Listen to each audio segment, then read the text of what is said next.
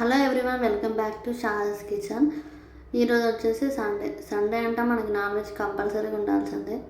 So Sunday special మీరు ఏం చేసుకున్నారు? మా ఇంట్లో మాత్రం ఈరోజు simple and tasty chicken curry.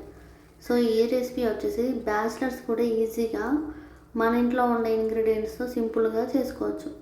So రెసిపీలోకి వచ్చేస్తే ముందుగా ప్యాన్ పెట్టుకొని కొద్దిగా ఆయిల్ వేసుకొని 2 యాలకులు 2 లవంగాలు కూడా వేసుకొని, సో ఆనియన్స్ పచ్చిమిర్చి కూడా వేసుకొని ఆనియన్స్ పచ్చిమిర్చి అనేటివి గోల్డెన్ బ్రౌన్ కలర్ వచ్చేదాకా ఫ్రై చేసుకోవాలి. ఇలా ఫ్రై చేసుకున్న ఆనియన్స్ పచ్చిమిర్చిలోకి మనం ఫ్రెష్గా మిక్స్ చేసి పెట్టుకున్న అల్లం వెల్లుల్లి పేస్ట్ కూడా వేసుకొని కొద్దిగా పసుపు కూడా వేసుకొని మొత్తం మంచిగా కలుపుకోవాలి. సో ఇలా ఇప్పుడు మీ దగ్గర ఏమైనా పుదీనా కానీ మెంతికూర ఉంటాయి కానీ వేసుకోవచ్చు. సో నా దగ్గర పుదీనా లేదు, మెంతికూర ఒకటే ఉంది కాబట్టి నేను అది కూడా వేసుకున్నాను. మీ దగ్గర 2 లేకపోయినా స్కిప్ చేసుకోవచ్చు. సో ఇది వేస్తే ఏంటంటే టేస్ట్ చాలా బాగుంటుంది, ఫ్లేవర్ కూడా బాగుంటుంది. సో ఇలా వేసుకున్నాక మనం ఫ్రెష్గా వాష్ చేసి పెట్టుకున్న చికెన్ పీసెస్ కూడా వేసుకొని మంచిగా ఈ పీసెస్ అన్నిటికీ గ్రేవీ అంతా కలిసేలాగా మంచిగా ఈవెన్గా కలుపుకోవాలి.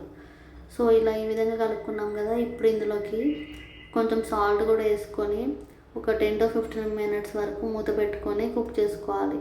ఇలా సాల్ట్ వేసుకోవడం వల్ల పీసెస్ అనేటివి తొందరగా కుక్ అయిపోతాయి.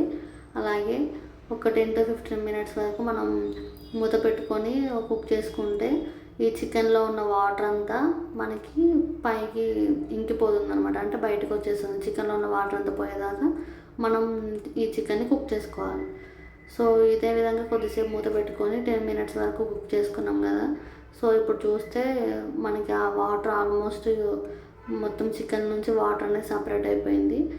సో ఇలా ఉన్న టైంలో మనం కొద్దిగా కారం, అలాగే 1 spoon red chilli powder, 1 spoon మన నార్మల్ పౌడరు అంటే నార్మల్ చిల్లీ పౌడర్ కూడా వేసుకొని మళ్ళీ మొత్తం పీసెస్ అనేటివి మంచిగా కలిసేలాగా ఈవెన్గా కలుపుకోవాలి. సో నా దగ్గర మీకు స్పైసెస్ అంటే కొంచెం కారం ఎక్కువ తినే వాళ్ళు ఉంటే ఎక్కువ వేసుకోవచ్చు. సో ఇలా మూత పెట్టుకొని మళ్ళీ ఒక 10 minutes కుక్ చేసుకోవాలి. సో చూసారు కదా, ఆల్మోస్ట్ 70% కుక్ అయిపోయింది.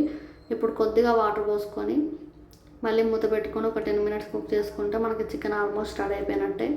సో ఇప్పుడు కొంచెం ధనియాల పౌడరు అలాగే కొంచెం కొత్తిమీర కూడా వేసుకొని మొత్తం ఈవెన్గా కలుపుకొని మళ్ళీ ఒక 5 minutes సిమ్లో పెట్టి కుక్ చేసుకుంటే మనకి ఎంతో హెల్తీ అండ్ టేస్టీ అయినా simple and delicious chicken curry ready. ఇది బ్యాచిలర్స్ కూడా ఈజీగా చేసుకోవచ్చు. అంటే మన ఇంట్లో ఉండే ఇంగ్రీడియంట్స్తో సింపుల్గా చేసుకోవచ్చు. నా వీడియోలు మీకు నచ్చినట్లయితే లైక్ అండ్ షేర్ చేసి సబ్స్క్రైబ్ చేయండి. మరిన్ని రెసిపీస్తో నెక్స్ట్ వీడియోలో కలుస్తాను. Thank you.